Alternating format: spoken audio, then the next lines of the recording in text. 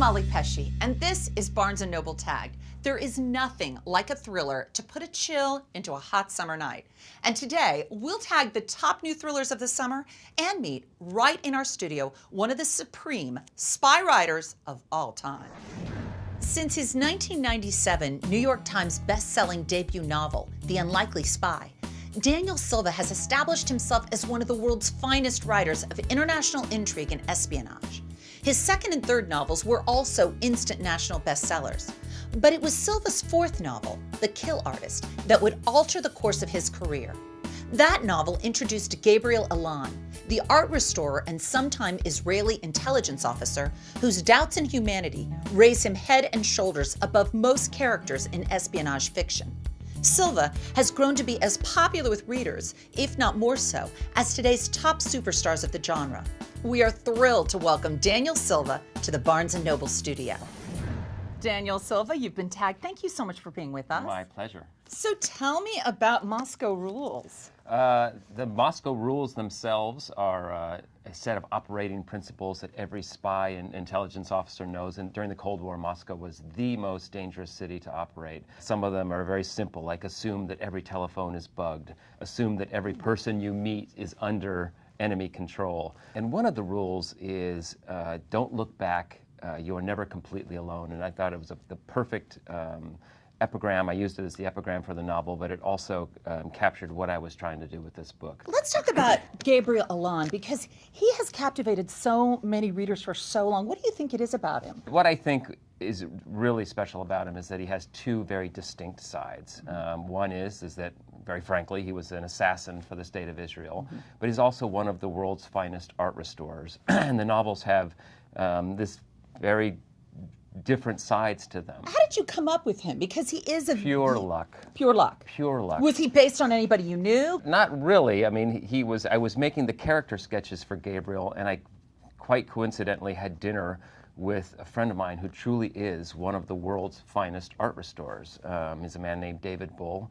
And as I'm having dinner with him, I came up with this idea that I want to turn my assassin into an art restorer. And I approached him and put the idea to him and said, I'd love to help you. Spent a lot of time in the National Gallery of Art in Washington learning how to go about it.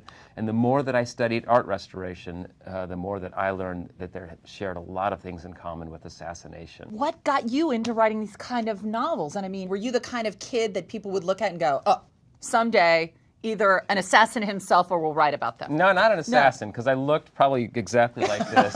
We're imagining a 5-year-old with a tie. The glasses, the whole thing.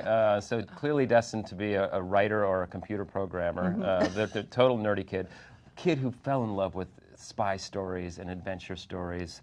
When I was a kid, my parents were big readers of commercial fiction. I used to sneak in and steal my mom's Harold Robbins and Sidney Sheldon novels. You know, they just bred in me just a love of adventure and foreign intrigue. I knew from a very early age that this is exactly what I wanted to do, and I've been very blessed and very lucky to be able to do that. Well, the books are fantastic, and we are going to talk about all sorts of thrillers and spy novels. Will you hang out with us? Sure. All right, great. First, Tana French's debut novel, In the Woods, won the Mystery Writers of America's Edgar Award for Best First Novel. Now she brings us The Likeness, in which lead character Detective Cassie Maddox returns in a plot that blurs the boundaries between victim and cop, memory and fantasy, with intrigue lurking in every corner. Out this week, J.A. Jance has written her 13th mystery, starring small-town detective Joanna Brady. In Damage Control, Detective Brady juggles her complicated family life while investigating a series of murders that begin to have an unusual connection. And coming out next week, Karen Slaughter first introduced us to Will Trent in her incredible best-selling triptych. Now in Fractured, the not-so-perfect Detective Trent is back in a posh Atlanta neighborhood investigating a shocking crime. Fractured is a gritty portrait of a cop's life and the searing exploration of a crime and its aftermath. We want to hear from you. We want to know who is your favorite thriller series hero. Just go to bn.com/tagged and cast your vote. We'll let you know the results next week. Last week, we asked you if you thought that Bella Swan, the heroine from Stephenie Meyer's Twilight series, should become a vampire. The majority of you said yes, Bella should become a vampire.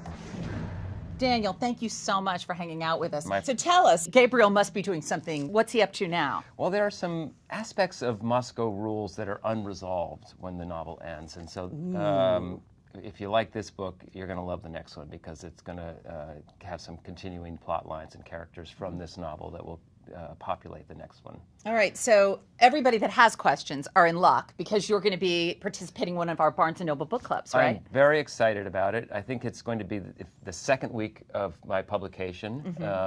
So each night you can log on and it'll be sort of internet book group every night, and I'm very, very excited about it. Folks who want to join in on the discussion, go to bn.com/book clubs and enjoy more of the intrigue of Moscow Rules. Daniel, thank you so much for being here. Thank you. Don't forget to chat with Daniel at the book club, and you can see us every week on Barnes & Noble Tagged.